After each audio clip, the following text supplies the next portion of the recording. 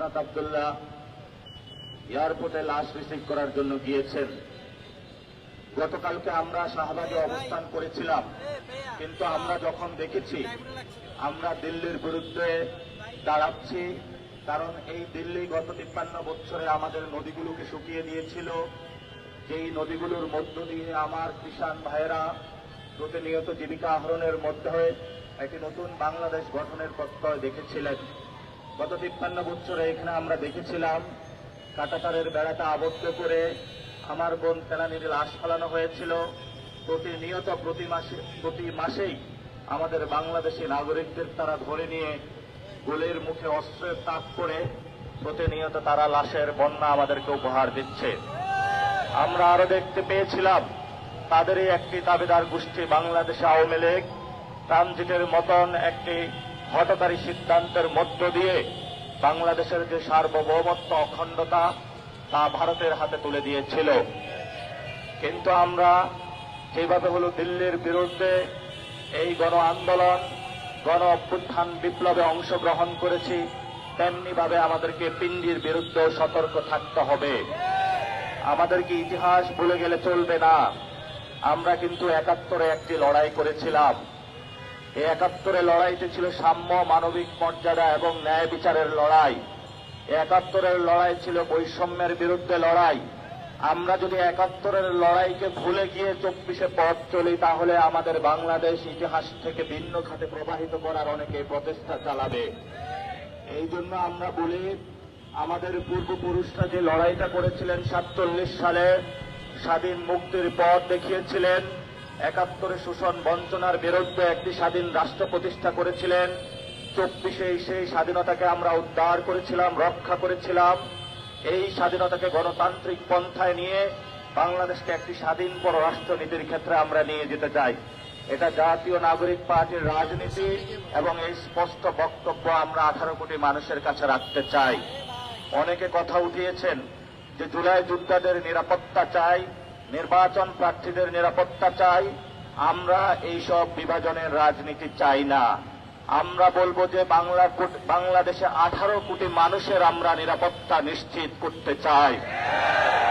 এই জন্য যদি নিরাপত্তা নিশ্চিত করতে হয়, আমাদের যারা আলেম ভাইয়েরা, তরুণ সমাজ, মায়েরা, বোনেরা যারা এখনো বাসায় আছেন, শান্তিপূর্ণভাবে বাংলাদেশের রাজপথে অবস্থান নিন।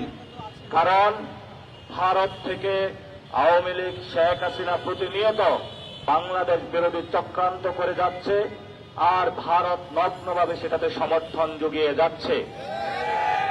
সেটার জন্য আমরা ভারতীয় এম্বাসি ভাঙচুর করতে চাই না। যারা এই ধরনের উস্কানিমূলক কর্মকাণ্ড করতে চায়, আমরা বাংলাদেশের 18 কোটি জনগণকে বলবো, অহিংস এবং গণতান্ত্রিকভাবে বাংলাদেশের রাজপথে নেমে আসুন।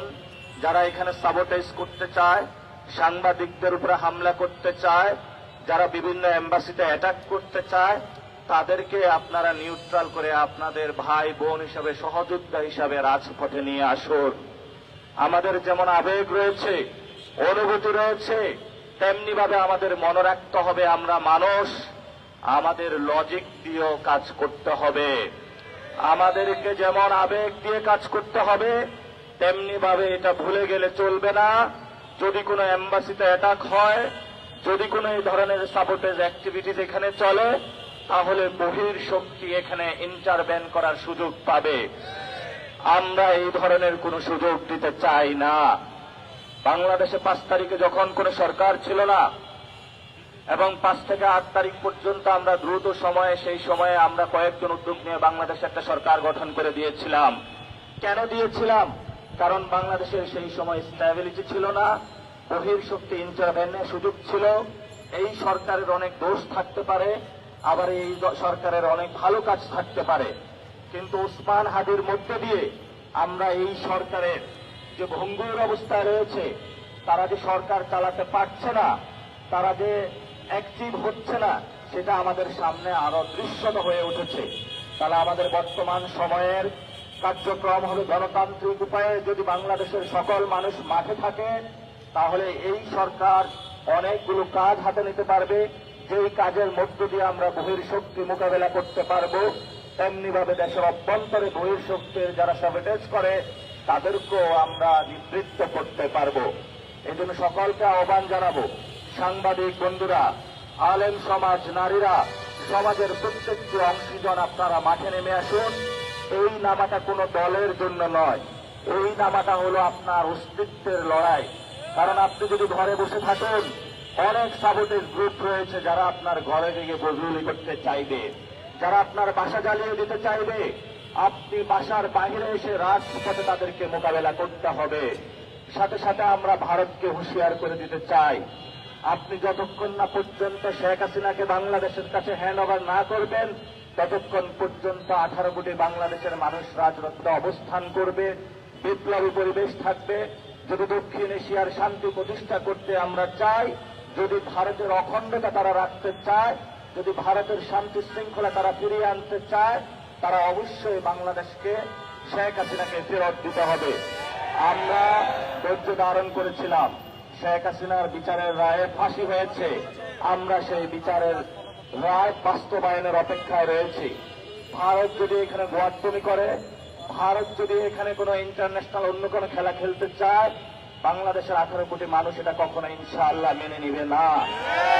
আমাদের 2022 শহীদ হয়েছে, গতকাল পুরো বাংলাদেশের রাজপথে স্লোগান হয়েছে, আমরা সবাই হাদি হব, আমরা সবাই শহীদ হব। বাংলাদেশের মানুষ কখনো কোনো পরাশক্তির কাছে মাথা নত করে না। জীবন দিতে তবে মর্যাদার প্রশ্নে বাংলাদেশ মানুষ কখনো আপোষ করে না। এটা এতদিনে ভারত সরকারের বোঝা উচিত ছিল, আশা করি তারা বুঝেছে। আমরা উসমান হাদির লাশ পেয়েছি, ওনার জানাজা হবে, জানাজাতে সবাই স্বতঃস্ফূর্তভাবে অংশগ্রহণ করবেন। কিন্তু এই জানাজার মধ্যে কেউ যদি সাবোটেজ করতে চায়, এই জানাজার মধ্য দিয়ে কেউ যদি রাজনৈতিক ফায়দা হাসিল করতে চায়, আপনারা তাদেরকে প্রতিহত করতে হবে। আমরা এখানে বলতে চাই, বাংলাদেশের মানুষের ধর্ম ইসলাম, ইসলাম নিয়ে যারা রাজনীতি করে, আমরা এখানে ইসলাম শান্তির পথে সবাইকে আহ্বান জানাতে চাই। ইসলাম আমাদেরকে শিখিয়েছে যে কিভাবে শান্তিপূর্ণ ওয়েতে, শান্তিপূর্ণভাবে বিশ্বকে নেতৃত্ব দিতে হয়। যদি এই আমরা বাংলাদেশে নেতৃত্ব দিতে চাই, তবেই অবশ্যই যারা ধর্মের অনুসারী রয়েছেন ইসলাম ধর্মের, তাদেরকে অবশ্যই হিন্দু ধর্মের যারা ভাই রয়েছে তাদের নিরাপত্তা নিশ্চিত করতে হবে। আমরা দেখেছিলাম গণ অভ্যুত্থানের সময় আপনারা গিয়ে মন্দিরগুলো পাহারা দিয়েছিলেন, খ্রিস্টিয়ানের চার্চগুলো আপনারা পাহারা দিয়েছিলেন। এখনো আমাদেরকে সেই পাহারার ভূমিকা অবতীর্ণ হতে হবে। এখন তারা এসেছে আমাদেরকে ইসলামের অনেকে লেবাস ধরে বিভিন্ন জায়গায় তারা আক্রমণ চালিয়ে যাচ্ছে। আমরা বলবো, আল্লাহর রাস্তা আমাদেরকে মাফ করুন, আমরা ইসলাম ধর্ম নানি, আমরা আল্লাহর অনুসারী, আমরা নবী মুহাম্মদ সাল্লাল্লাহু আলাইহি সাল্লামের নীতি অনুসরণ করতে চাই। উনি আমাদেরকে শিখিয়েছেন, আরবের তপ্ত বালুর উপরে যিনি পায়ে হেঁটে যখন তারা তাদেরকে পাথরের ঢেল মেরেছিল, উনি ইসলামের সুমহান বাণী প্রচার করে গিয়েছিলেন। সেই ইসলামের সুমহান প্রচারের বাণীটাই হল সাম্য, মানবিক মর্যাদা এবং ন্যায় বিচার। কোন পরাশক্তি কায়সারের মতো তারা মাথা নত করেন নাই, আবু জাহেলের কাছে তারা মাথা নত করেন নাই। আমরা তাদের উত্তরসূরি, আমরা শান্তিপূর্ণভাবে বাংলাদেশে বসবাস করতে চাই। আমি জাতীয় নাগরিক পার্টি পুরো বাংলাদেশে সকল নেতাকর্মী যারা রয়েছেন, আমরা তাদেরকে অনুরোধ করব, যদি কোনো সাংবাদিক ভাইদের উপরে হামলা হয়, যদি কোনো মাইনরিটি ভাইদের উপরে হামলা হয়, আগে আপনার বুকের উপরে বুলেট পড়বে, তারপরে ওই ভাইয়ের উপরে পড়বে। সবাই ডাল হয়ে তাদের সামনে আপনারা দাঁড়াবেন, সবাই শান্তিপূর্ণভাবে আন্দোলন চালিয়ে যাবেন। গণতান্ত্রিক পদ্ধতিতে পুরো বাংলাদেশে আপনারা অবস্থান জারি রাখবেন। বিভিন্ন যে জুলাইয়ের যে আন্দোলনের স্পটগুলো রয়েছে, সেই স্পটগুলোতে আপনারা বসে হাদিবারের যে আন্দোলনের স্পিরিট সেটা আপনারা ধারণ করবেন, জুলাইয়ের যে স্পিরিট সেটা ধারণ করবেন। শান্তিপূর্ণভাবে আপনারা আন্দোলন চালিয়ে যাবেন। কোন সহিংস কর্মকাণ্ডে আপনারা জড়িত হবেন না। এবং জাতীয় নাগরিক পার্টির নাম দিয়ে যদি কোনো ব্যক্তি, যদি কোনো গোষ্ঠী এই ধরনের সহিংসতাকে উস্কে দিতে চায় বা তাদের কর্মকাণ্ড পরিচালনা করতে চায়, আমরা বাংলাদেশের জনগণকে বলবো তাদেরকে পুলিশের হাতে তুলে দিবেন। আমরা এই ধরনের কোন অ্যাক্টিভিটিস বা কর্মকাণ্ডের সাথে জড়িত নই। এবং গতকালকে যে ধরনের হামলা হয়েছে, আমরা জাতির কাছে দুঃখ প্রকাশ করছি এবং সাথে সাথে নিন্দা জ্ঞাপন করছি। কারণ আমরা আপনাদের নিরাপত্তা দিতে পারি নাই, আমরা গতকালকে ডেইলি স্টারের সামনে গিয়েছিলাম, বিখ্যাত সাংবাদিক নুরুল কবির, প্রখ্যাত আলোকচিত্রী শহীদুল আলম থেকে শুরু করে প্রখ্যাত গায়ক শায়ান থেকে শুরু করে সবাইকে আমরা উদ্ধার করে নিয়ে এসেছিলাম। আমাদের ওইখানে সময় ছিল যে আমাদের উপরে বুলেট চালানো হবে, এই রিস্ক নিয়ে কিন্তু আমরা সেখানে গিয়েছিলাম। যেখানে মানুষের উপরে আঘাত করবে, নিরাপত্তা যাই হোক, জীবন বাজি গিয়ে হলো আপনারা সবাইকে তাদেরকে রক্ষা করবেন। বাংলাদেশে গণতান্ত্রিক কর্মসূচি চলবে, শান্তিপূর্ণ কর্মসূচি চলবে, বাংলাদেশে অহিংস কর্মসূচি চলবে।